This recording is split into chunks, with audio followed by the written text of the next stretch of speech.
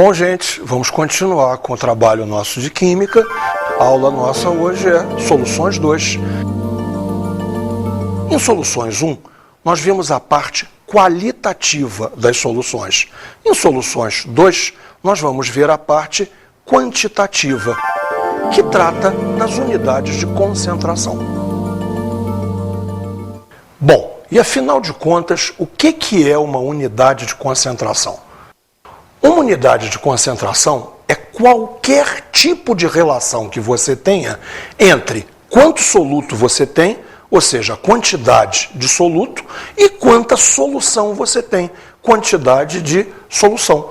Essa quantidade pode ser variada, pode ser massa, pode ser volume, ou seja, existe um sem número de unidades de concentração. Nossa aula, em verdade, trata disso, das unidades de concentração e como fazer a transformação de uma em outra. A primeira que nós vamos ver é a percentagem em massa, que também era muito chamada de percentagem em peso. Assim, o seu símbolo é o sinal de porcento, ligado a uma letra M, se o autor quer falar percentagem em massa, ou então a uma letra P, porcento P, se o autor quer ligar a percentagem em peso. Se uma solução é X% em massa, o que isso quer dizer? Quer dizer que há X gramas do soluto, observe bem, gramas, em 100 gramas, de novo, gramas da solução. Percentagem em massa tem vantagens e desvantagens. Como quase tudo sempre é assim. Vantagens, massa é constante. 100 gramas de seja lá o que for, são 100 gramas sempre. Agora, a desvantagem é que medir massa de líquido é desagradável. Você precisa usar uma balança para verificar a massa de líquido. Isso é sempre bem ruim. Vamos ver agora o conceito de massa específica. Massa específica é a relação entre a massa de uma solução e o volume por ela ocupado. As unidades que têm que ser usadas devem ser naturalmente uma unidade de massa dividida por uma unidade de volume. Utilizam-se principalmente grama por mililitro e quilograma por litro. Essas unidades são exatamente a mesma coisa. Se você multiplicar por 1000 tanto grama quanto mililitro, você vai ter 1000 gramas, ou seja, 1 quilograma, e 1000 mililitros, ou seja, 1 litro. Repare mais uma coisa, em verdade isto não é uma unidade de concentração, porque ela não refere quantidade de soluto e quantidade de solução. Ambos os termos são para quantidade de solução, ou seja, isto é uma grandeza auxiliar ao nosso estudo. Nossa próxima unidade é a percentagem. Seu símbolo é apenas %. Vamos à definição. Se uma solução é X%, isto significa que há X gramas do soluto dissolvidos em 100 mililitros da solução. Repare uma coisa, há uma vantagem muito grande, porque agora a solução é medida em volume, o que é muito mais fácil de se fazer. Agora, a desvantagem é que volume depende da temperatura, ou seja, a percentagem é dependente da sua temperatura de trabalho. Vamos ver agora a percentagem em volume, que é extraordinariamente útil quando se pode medir tudo em volume. O que eu quero dizer com tudo? O soluto, o solvente, a solução. Vamos ver quando aplicar. Ela é aplicada nas soluções líquido-líquido e nas soluções gás-gás, que são exatamente as coisas que podem ser medidas com facilidade em volume. Vamos ver dois bons exemplos. O ar atmosférico filtrado tem 21% de oxigênio, ou seja, em 100 litros de ar existem 21 litros de oxigênio. Se um vinho contém 12% de álcool, isto significa que em 100 mililitros de vinho existem 12 mililitros de álcool. Nossa próxima unidade de concentração se chama exatamente concentração e é dada sempre em gramas por litro. Ela é a massa em gramas de soluto contido em 1 litro de solução. Todas essas unidades que nós vimos até agora permitem a gente juntar recursos para entrar na mais importante unidade de concentração, que é a molaridade, aonde a gente vai trabalhar com a unidade mols por litro. Molaridade é a relação entre o número de mols do soluto e o volume da solução em litros. Ficamos, então, com uma fórmula muito simples. Molaridade é o número de mols dividido pelo volume, onde, naturalmente, este volume, como sempre, entra em litros. Podemos achar o número de mols dividindo a massa pela massa molar, bem tranquilo, o que nos leva a uma fórmula ampla, maior, onde vamos ligar tudo. É esta. A molaridade é a massa sobre o volume vezes a massa molar, onde M, naturalmente, significa a massa do soluto em gramas e V, o volume da solução em litros. Outra fórmula muito útil que nos permite achar o número de mols é volume vezes a molaridade. Claro, naturalmente, volume em litros.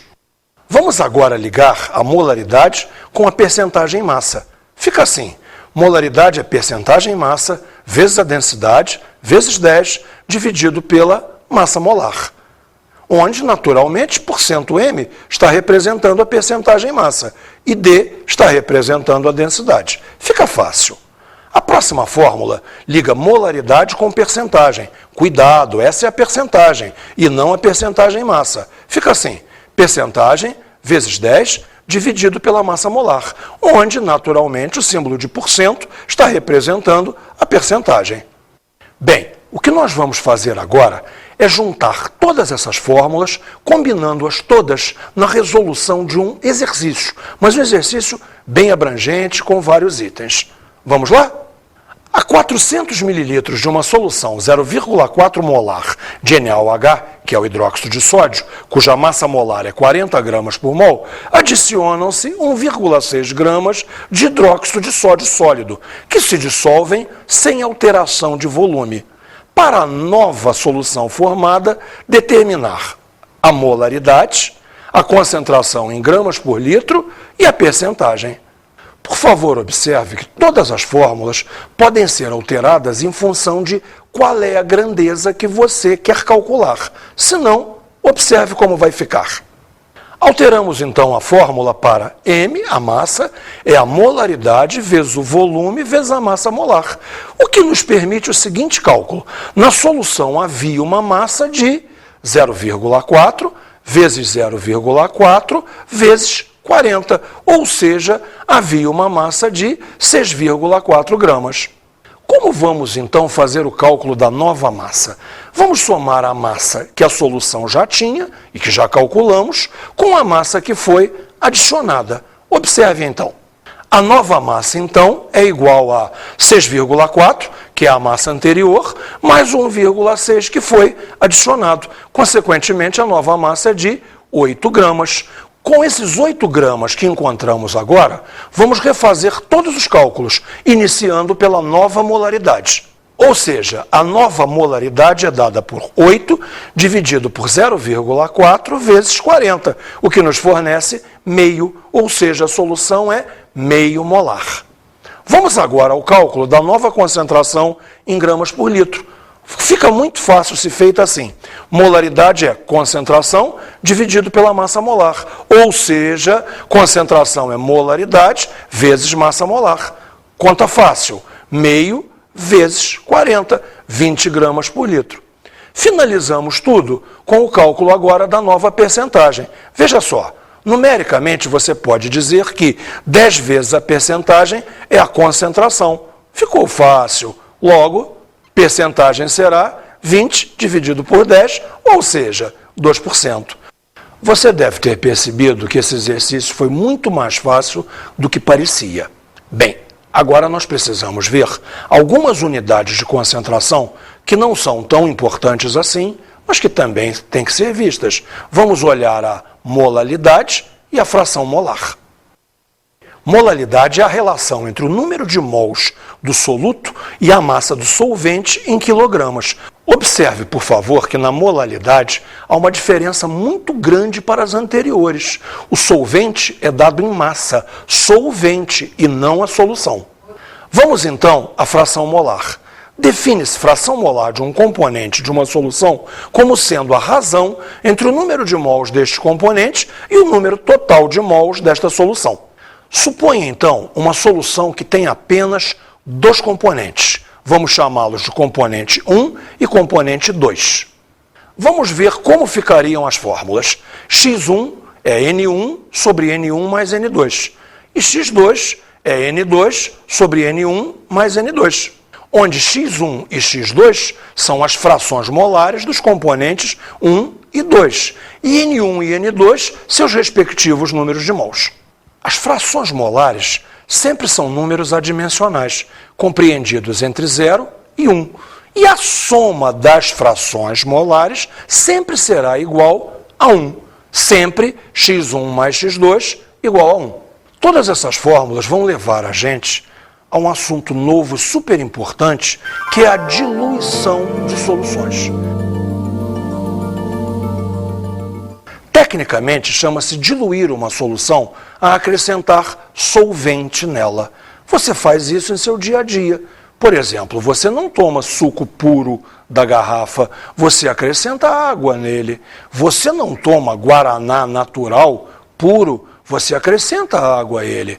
Há pessoas em um bar que pedem água quente para tornar o seu cafezinho mais fraco. Tudo isso é diluir uma solução.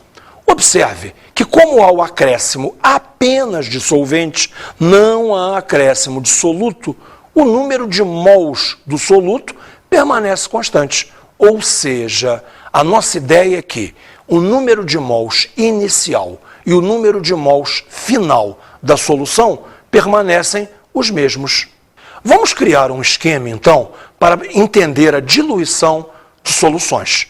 A solução inicial é esta, que tem um VA, volume antes, e um MA, molaridade antes. A esta solução, vamos acrescentar mais água. Evidentemente, o VA mais a água leva a um VD, volume depois, maior. E vamos ver que MD ficará menor, ou seja, volume e molaridade são inversamente proporcionais. Repare, o número de mols antes é igual ao número de mols depois.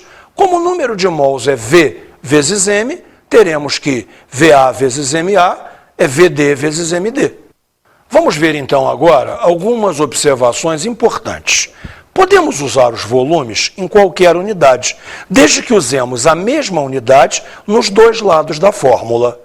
Agora, nem VA nem VD correspondem ao volume de água adicionado. Este deve ser calculado pela diferença VD menos VA.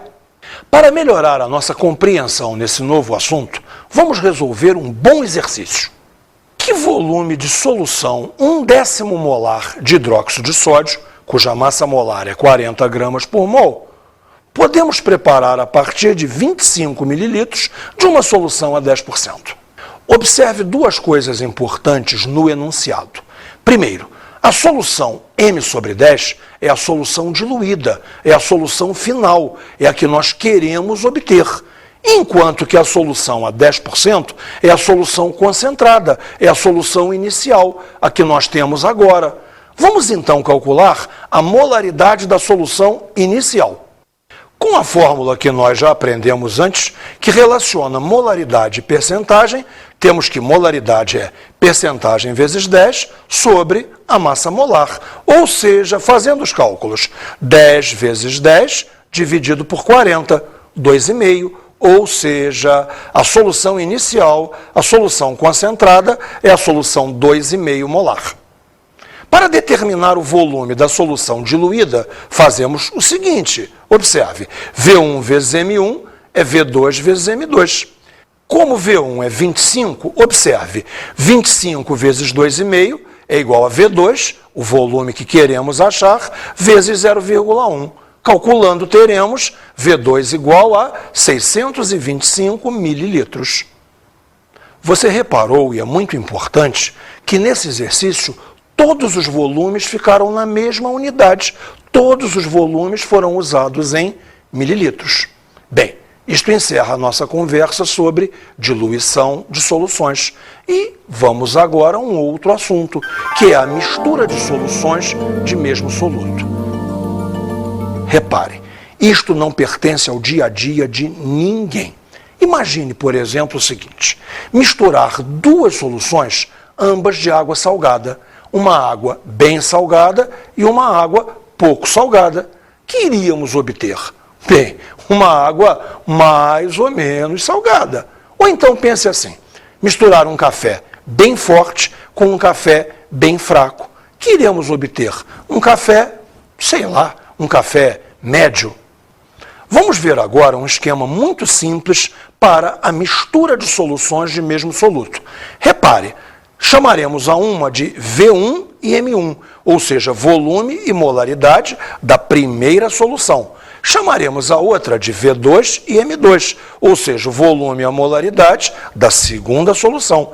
Misturando essas duas, passamos a ter um V3, um volume final, e uma M3, uma molaridade final.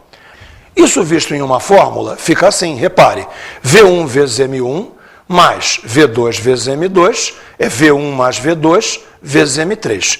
Bem, temos algumas observações aqui.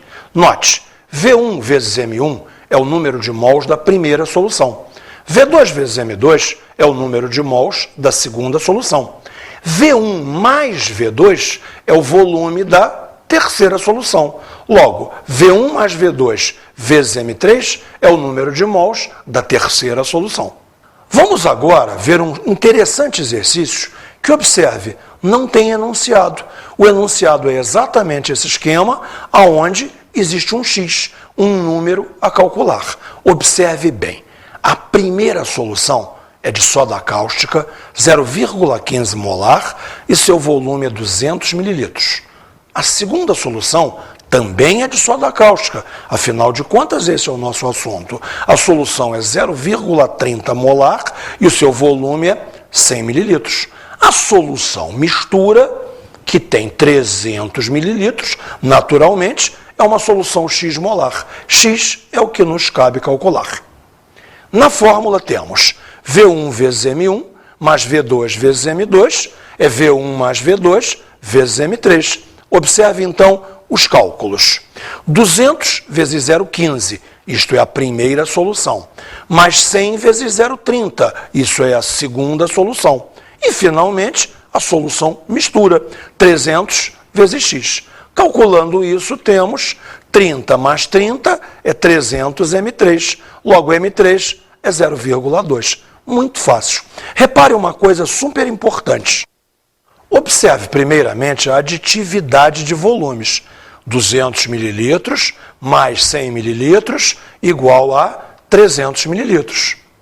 Observe ainda que a molaridade da solução final tem que ser intermediária entre 0,15 e 0,30 e mais próximo de 0,15, pois esta solução 0,15 molar contribui com um volume maior. Provavelmente é muito difícil para você perceber a imensa importância que o trabalho com soluções tem, mas eu acho que eu posso te dar uma dica importante. 80% das reações químicas são feitas em soluções. Sobram talvez 20% para as reações que são em fase gasosa. Ou seja, toda a indústria química vai se apoiar em soluções. A indústria farmacêutica se apoia em soluções, a indústria petrolífera, a petroquímica, se apoia toda em soluções. Nós vamos ter, no final agora, um depoimento de um químico farmacêutico que irá nos mostrar como é o trabalho com soluções no dia a dia dele. E você vai perceber um pouco da imensa importância que este assunto tem para nós. Bem, na farmácia de manipulação, Muitas das substâncias que nós recebemos, elas necessitam de uma diluição. O porquê disso? São muitas vezes matérias-primas que elas têm um efeito potencial muito grande. Então, a matéria-prima chegando à farmácia, a gente trabalha fazendo uma diluição. Isso é, nós podemos pegar uma parte do pó para 9 partes de algum recipiente ou algum pó inerte para trabalhar com a matéria-prima diluída. Um exemplo disso seria, por exemplo, uma droga que vocês conhecem é o diazepam, que é um produto calmante, e como ele é usado em doses baixas, normalmente assim que a matéria-prima chega à farmácia, ela é diluída para se trabalhar com uma segurança maior. E assim dá para fazer diluições de 1 para 10, de 1 para 100, de 1 para 1000, dependendo sempre do efeito potencial de cada uma das substâncias.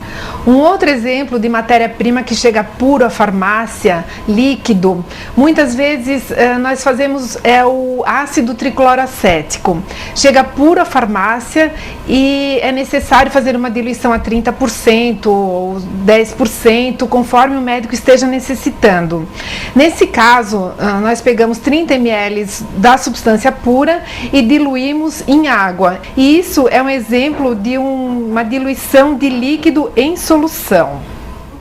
Vocês viram, então, como o trabalho de soluções pertence ao dia a dia do farmacêutico e, logo, indiretamente, pertence ao seu dia a dia também. Agora, você me acompanha nas nossas dicas de estudo.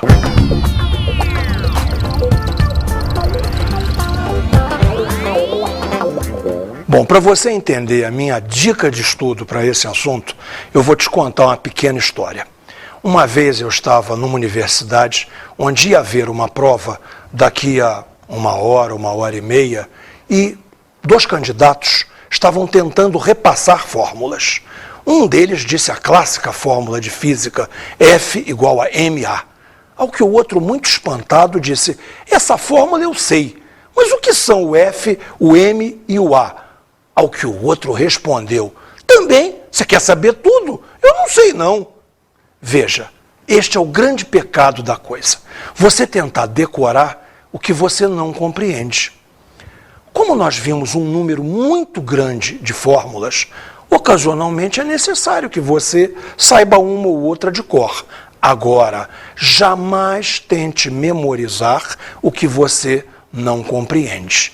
É fundamental que em cada exercício que você resolva, e há um sem número deles em seu livro, você esteja compreendendo que fórmula está sendo usada e por quê. Se você consegue entender o que faz, é muito fácil gravar o que você fez. Bons estudos!